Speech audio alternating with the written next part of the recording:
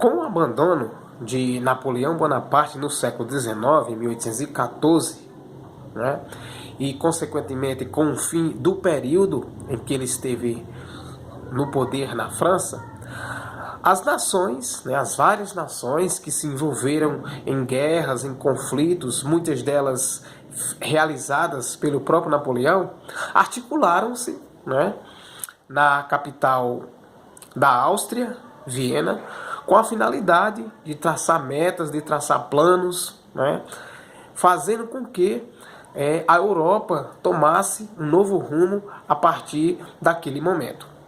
A essa articulação, né, a essa junção de potências visando reorganizar o continente europeu, né, nós vamos dar o nome de Congresso de Viena. Além da Áustria, né, que sediou esse evento, nós tivemos também, né, a Prússia, a Rússia, a Grã-Bretanha como participantes desse evento, como participantes do Congresso de Viena. Então, os representantes que acabaram participando, né, desse congresso, né, nós podemos citar aqui alguns deles, né, como o diplomata francês Charles, como o príncipe austríaco Clemens, né, como o czar russo Alexandre I, como o primeiro-ministro da Inglaterra Visconde, além de Frederico Guilherme III da Prússia. Mas qual é a finalidade, qual foi o objetivo desse Congresso de Viena? Então, a principal finalidade do Congresso de Viena era, como nós já dissemos no início, retomar, né, reorganizar a Europa, né, além, claro, de retomar o modelo político que acabava ou que ordenou a Europa antes, né, das guerras empreendidas, dos conflitos realizados pelo próprio Napoleão Bonaparte.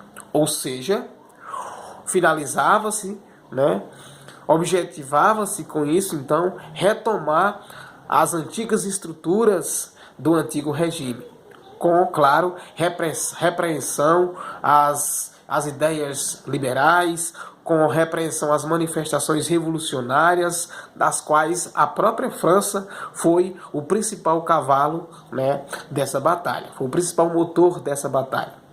Metternich, da Áustria, por exemplo, acabou idealizando a defesa do retorno do poder das antigas famílias aristocráticas para que essas acabassem resguardando a paz da Europa e impedisse, por assim dizer, a proliferação de ideias que eles taxavam como revolucionárias. Então vocês percebam, dentro desse contexto, que o objetivo maior do Congresso de Viena era reorganizar toda a Europa, todo o continente europeu, né? Reorganizar de forma econômica, reorganizar de forma política. E quando se fala politicamente, o principal objetivo do Congresso de Viena era trazer de volta aquele modelo, né, do antigo regime, ou seja, o modelo absolutista de governar. É importante destacar também que os líderes que participaram do Congresso de Viena ainda propuseram, né, ainda idealizaram a defesa de dois princípios gerais. Quais são, Nicolau, esses dois princípios idealizados pelo Congresso de Viena, pelos seus líderes, pelos seus participantes? Os dois principais princípios defendidos pelo Congresso de Viena, pelos líderes do Congresso de Viena, é o princípio da legitimidade e o equilíbrio de poder. Vamos tentar, de forma rápida e direta, explicar esses dois princípios.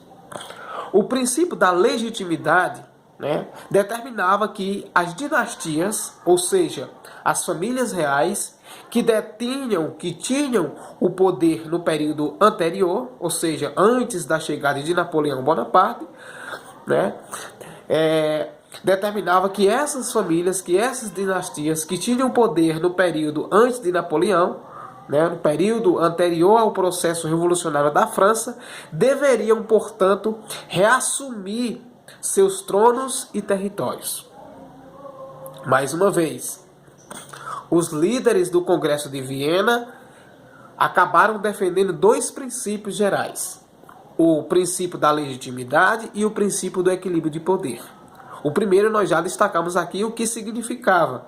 Ou seja, o princípio da legitimidade determinava que as dinastias, ou seja, que as famílias reais, que tinham o poder no período que antecedeu ao processo revolucionário da França, deviam, portanto, reassumir os seus privilégios, reassumir os seus espaços, enfim, reassumir os seus tronos e os seus territórios.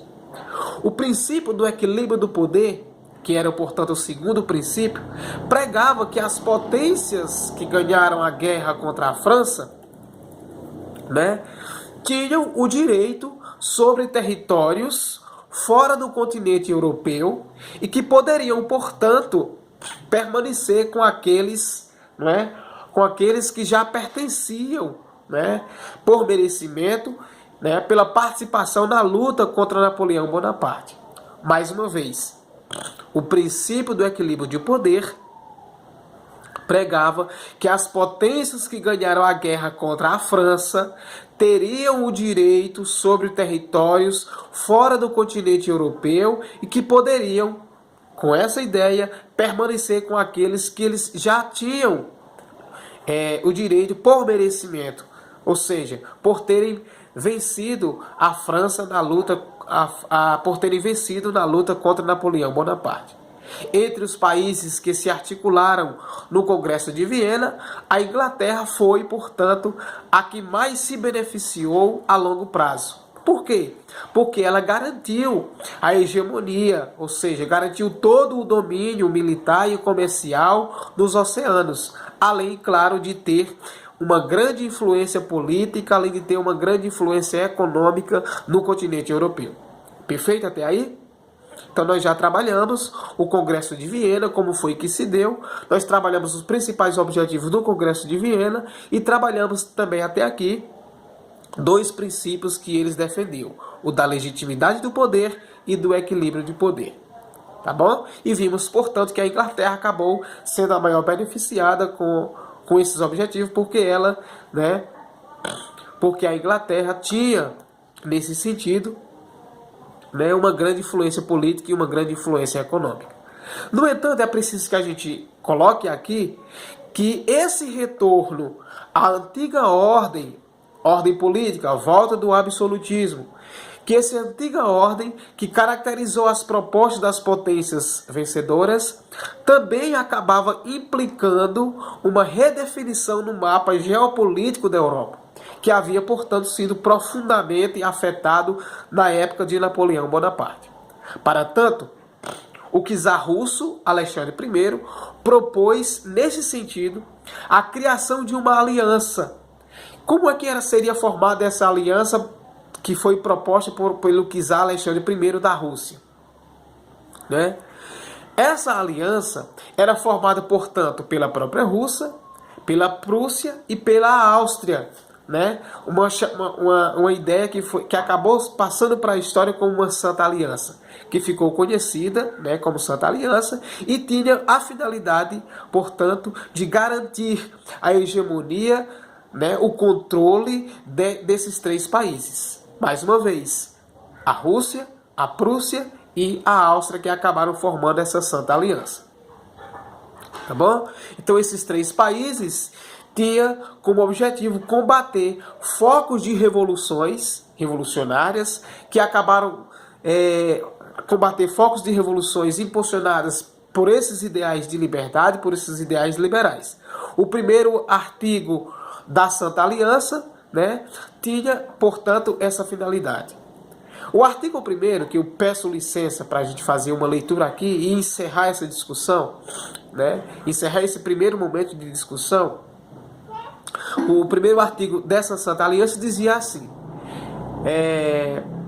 de acordo com as palavras das Santas Escrituras, que ordenam a todos os homens olharem-se como os irmãos, os três monarcas contratantes permanecerão unidos pelos laços de uma fraternidade verdadeira e indissolúvel, ou seja, que não se dissolve, que não se desprende, e considerando-se como compatriotas, se prestarão em qualquer ocasião ou lugar assistência, ajuda e socorro, julgando-se em relação aos seus súditos e exércitos como pais de família. Eles os dirigirão no mesmo espírito de fraternidade e de que acham animados para proteger a religião, a paz e a justiça.